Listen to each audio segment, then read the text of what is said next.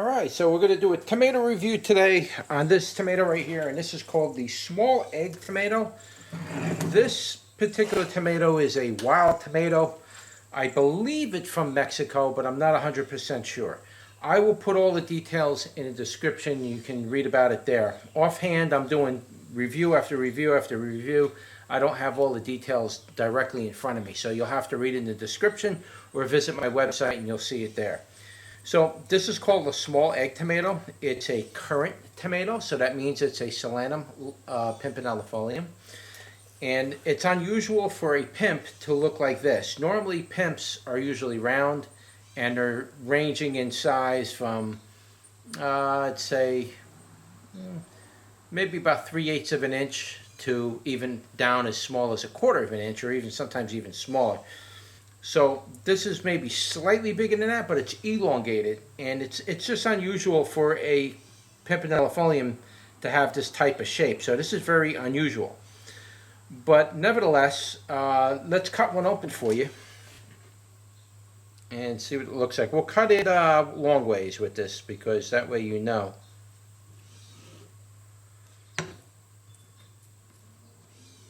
Let's try to get this all laid out for you so we can see how it looks in the inside. Now you can see how it looks quite nice. Doesn't look like there's a whole lot of seeds in there, but there's some. And it's a nice little snacking tomato. I've been eating these on and off, trying them out at different stages, and it's best to wait till they're fully ripe, but not as ripe as, say, this right here. If you can see that, you can see like that's really overripe. It's getting wrinkly. This is already a sauce tomato. Same thing with this. You can see they're overripe, and I've been letting these sit out for about a week or so because, as you can see here, I got all kinds of. Some of these are green, some of them are a little orange. These are the ones that are falling down from the ground from when the birds are jumping around in the garden. They're picking at them, so some of the green ones are falling down. So I picked those up and I just let them ripen here. And they ripen, they taste perfectly fine. They taste as good as if you picked them fresh. So let's do a bricks test on this.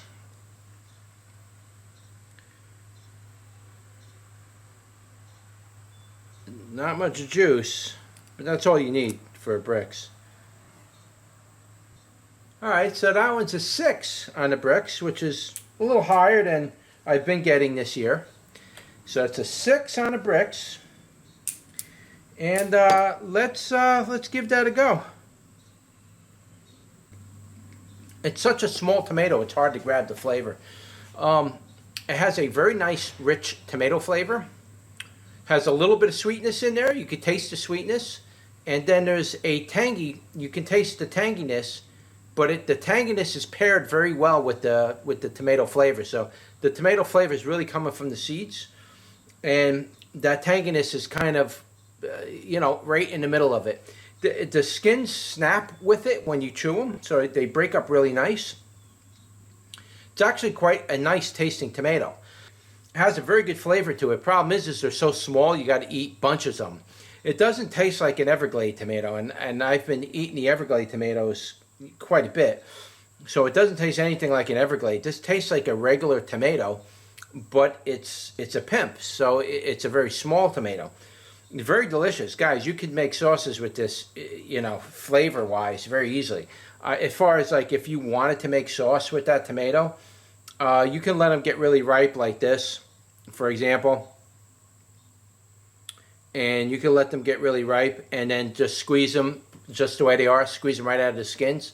And your sauce is basically made. You almost don't even have to cook it. You can cook it a little bit if you want, or you can cook it fully, but in my opinion, you ruin the sauce when you fully cook sauce.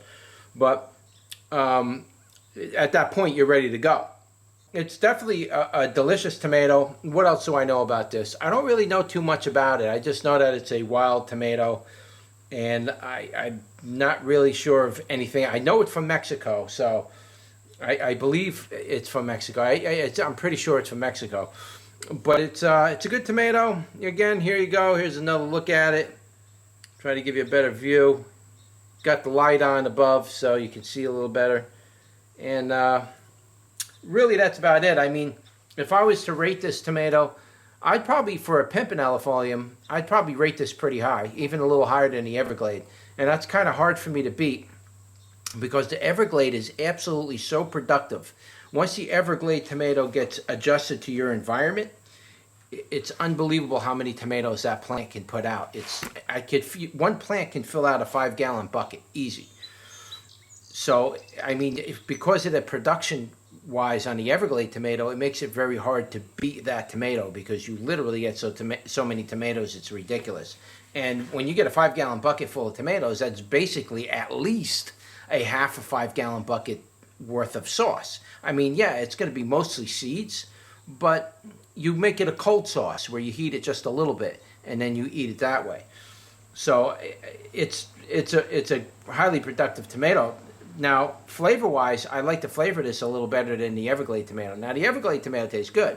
I just like this tomato flavor that comes with the seeds and the way it carries along with the acidic part. So I really like that part of it a little bit better than the Everglade tomato. But once you turn them into sauce, all of that goes out the window. Everything starts to taste like sauce eventually, and it's really hard to pick up those natural, non-cooked nuances in tomatoes. But if I was to rate this tomato, I guess I'd probably rate this somewhere around a 7. As far as flavor, as far as growth was okay. I didn't really focus on growing it, really. I kind of figured it would just blow up like an Everglade tomato. This tomato's got to acclimatize for about a year or two, and then from there you'll probably get a lot more larger productions. But your first year is worth of growth. If you don't plant it by itself and let it fully expand out, if you plant it too close to other plants, it's not going to get that big in the beginning.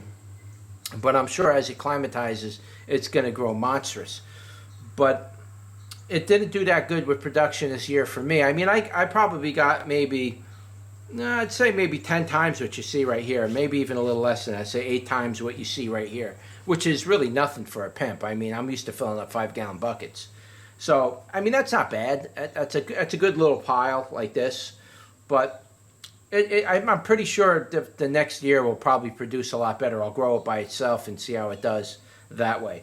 But yeah, it's a good tomato. I mean, it's definitely worth a grow, and I will make seeds available for this in the fall once we get done processing, and so you can pick those up on HRseeds.com. I'll try to remember to leave a link in the description below, so you can just click the link. It'll bring you right over to the page for this particular variety of tomato, and you can pick them up there.